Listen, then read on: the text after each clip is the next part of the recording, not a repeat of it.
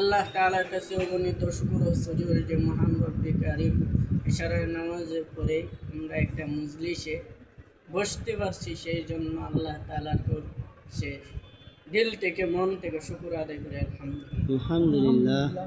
আল্লাহ তাআলা বলেন, বান্দা যদি নিয়ামত পেয়ে শুকর আদায় করে আল্লাহ তাআলা তার নিয়ামতকে বাড়াইয়া দেয়। সুবহানাল্লাহ।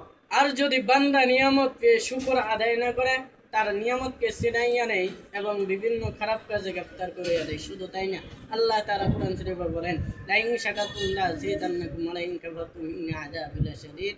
ফেরেশতাদেরকে আল্লাহ তাআলা বলেন, ইন্না আযাবি লাশাদীদ, তুমি বান্দাকে জাহান্নামের আগুনে নিক্ষেপ করিয়া দাও।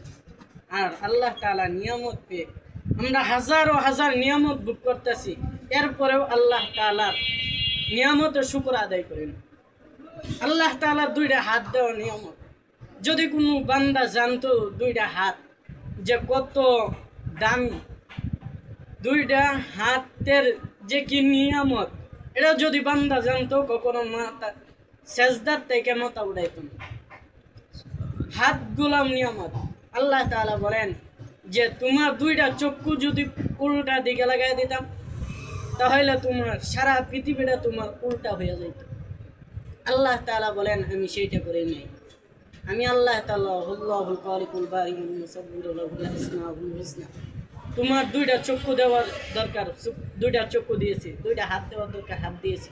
দুইটা কান দেওয়ার দরকার, কান দিয়েছি।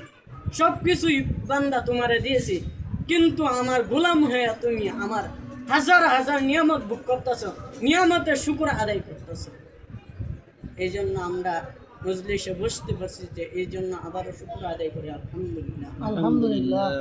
আল্লাহ তাআলা তার কোরআন কারীমের একটা আয়াত তেলাওয়াত করছি, রাসূলের কিতাব থেকে দুইখানা হাদিস তেলাওয়াত করছি। যদি আল্লাহ তাআলা জবান থেকে বাইর করে তাহলে বলবো মা তাওফীক ইল্লা বিল্লাহ। এর আগে আমি একটা উদাহরণ মিছিল দিতে চাই যে আপনি আমার যদি চলতে যেরকম একটা